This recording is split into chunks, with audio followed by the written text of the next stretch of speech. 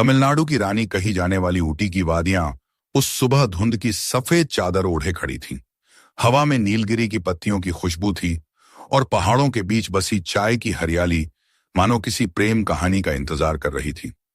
आरव दिल्ली से आया एक फोटोग्राफर था।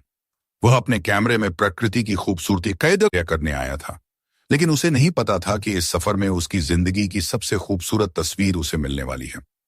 दूसरी तरफ मीरा चेन्नई की रहने वाली थी। वह अपने परिवार के साथ छुट्टियां मनाने ऊटी आई थी। मीरा को पहाड़ों से खास लगाव था। उसे लगता था कि पहाड़ों की खामोशी में दिल की आवाज साफ सुनाई देती है। उस सुबह जब धुंध के बीच सूरज हल्का हल्का झांक रहा था, आरव कैमरा लेकर चाय के बागानों की ओर निकल पड़ा। वहीं मीरा भी अकेली टहलने आई थी। अचानक दोनों की टक्कर हो गई। मीरा का दुपट्टा हवा में लहराया और आरव के कैमरे में कैद हो गया। सॉरी, दोनों ने एक साथ कहा और फिर हल्की सी हंसी फूट पड़ी। यहीं से शुरू हुई एक अनजानी पहचान। अगले दिन आरव ने मीरा को फिर उसी जगह देखा। इस बार उसने हिम्मत करके कहा, क्या मैं आपकी एक तस्वीर ले सकता हूं? धुंध में आप बहुत खूबसूरत लग रही हैं। मीरा हल्का सा शर्मा गई। अगर तस्वीर में ये पहाड़ भी आए तो जरूर। कैमरे की क्लिक के साथ दिलों की दूरी कम होने लगी। वे दोनों चाय के बागानों में साथ घूमते, पहाड़ियों की ढलानों पर बैठकर बातें करते। मीरा अपने सपनों के बारे में बताती। वह एक लेखिका बनना चाहती थी। आरव अपने कैमरे के जरिए दुनिया को कहानियां सुनाना चाहता था। एक शाम वे दोनों ऊटी झील के किनारे बैठे थे। हवा ठंडी थी और झील का पानी शांत। मीरा ने धीरे से कहा, तुम्हें नहीं लगता ये जगह प्यार करने वालों के लिए बनी है? आरव ने उसकी आंखों में देखा। शायद इसलिए हम यहां मिले हैं।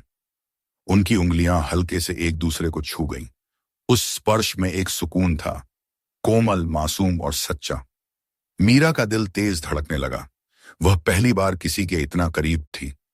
ऊटी की बारिश अचानक आती है। उस दिन भी ऐसा ही हुआ। वे दोनों पहाड़ी रास्ते पर थे कि हल्की बूंदें गिरने लगी। आरव ने अपना जैकेट मीरा के कंधों पर रख दिया। बारिश तेज हो गई। पास ही एक छोटा सा शेड था जहां वे दोनों खड़े हो गए। बारिश की आवाज और पास खड़े होने की धड़कनें, सब कुछ एक साथ महसूस हो रहा था। मीरा की आंखों में नमी थी, बारिश की या भावनाओं की, वह खुद नहीं जानती थी। मीरा। आरव ने धीरे से उसका नाम लिया। वह उसके करीब आई। उनके बीच की दूरी अब सिर्फ सांसों की थी। आरव ने उसके गाल पर गिरती एक बूंद को उंगलियों से हटाया। वह स्पर्श बहुत हल्का था, पर दिल तक उतर गया। मीरा ने आंखें बंद कर ली। आरव ने उसके माथे को चूम लिया। एक कोमल सम्मान से भरा चुंबन। उस पल में कोई जल्दबाजी नहीं थी, सिर्फ एहसास थे, गहरे, सच्चे और धीरे धीरे पनपते हुए। छुट्टियां खत्म होने वाली थीं।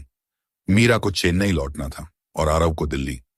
झील के किनारे आखिरी शाम दोनों चुप बैठे थे। क्या ये बस एक छुट्टी का प्यार था? मीरा ने धीमे से पूछा। आरव ने उसका हाथ थाम लिया। नहीं, ये वो कहानी है जिसे मैं अधूरा नहीं छोड़ूंगा। मीरा की आंखों में आंसू थे। उसने अपना सिर आरव के कंधे पर रख दिया। ठंडी हवा में भी उनके दिलों की गर्माहट साफ महसूस हो रही थी। जाने से पहले वे दोनों नीलगिरी की ऊंची चोटी पर गए। सूरज ढल रहा था, आसमान नारंगी हो चुका था। आरव ने कहा, जब भी इन पहाड़ों पर धुंध छाएगी, समझ लेना मैं तुम्हें याद कर रहा हूं। मीरा मुस्कुराई। और जब भी बारिश होगी, समझना मैं तुम्हारे लिए रो रही हूं। खुशी से दोनों ने एक दूसरे को गले लगाया। लंबा, सुकून भरा आलिंगन। उस आलिंगन में वादा था, भरोसा था और आने वाले कल की उम्मीद थी। 1 साल बाद उसी चाय के बागान में वही धुंध, वही खुशबू। मीरा अब एक प्रकाशित लेखिका थी।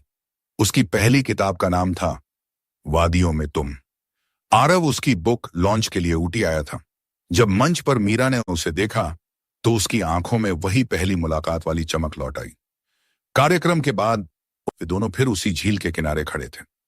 हमारी कहानी यहीं से शुरू हुई थी, मीरा ने कहा। आरव मुस्कुराया।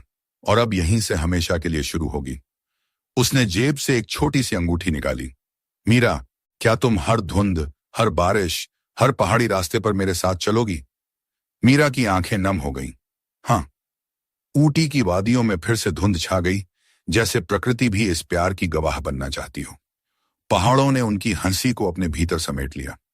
और इस तरह ऊटी की वादियों में शुरू हुई एक मुलाकात, एक जीवन भर की मोहब्बत में बदल गई, कोमल, सच्ची और क्या, हमेशा के लिए।